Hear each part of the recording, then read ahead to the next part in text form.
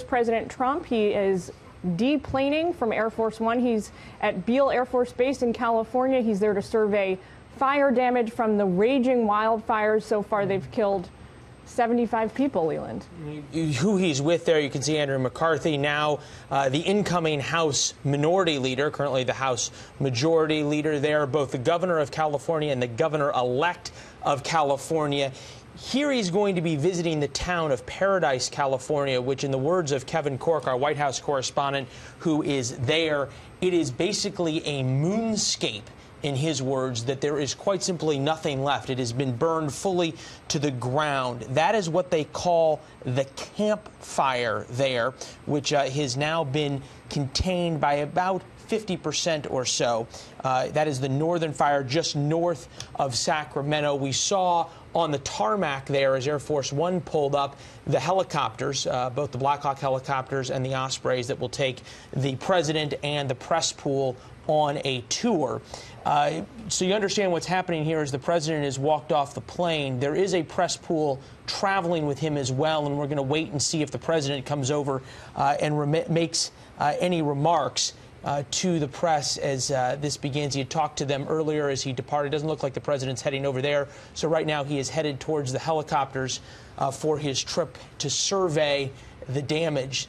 Countless homes destroyed in these fires. And Jillian, as you pointed out, not only more than 70 people killed, but there are still hundreds of people unaccounted for, as now there are teams going house to house to house. And this is one of the things the president is going to see, searching for people who were not able to make it out. In some cases, there was one way in, one way out, and people just couldn't make it. If you talk, Leland, to the firefighters and first responders on the ground in these types of situations where they face the aftermath of natural disasters, or I don't know if you can actually call this the aftermath, they're still blazing, but this is now part of the hardest task, going and finding people, finding the remains of families and figuring out who is what, figuring out which of those more than 1,000 people missing might eventually enjoy, being reunited with their families and which have passed away. It's a tough, arduous, grueling task ahead of them now. So it's the next 24 hours is going to be painful for folks on every side. Hopefully President Trump being there will give them, a morale boost. Yeah, well, we know the president's going to meet with a number of the first responders and thank them for their efforts. This is the helicopter that the president will then get in. He got in there with not only the governor of California, the governor-elect of California as well, and then they will head off for their stops to survey the damage. The other part of this, Jillian, for the first responders who are dealing with this, is that fire season continues. We heard from Adam Klotz that the winds are going to pick up through this weekend.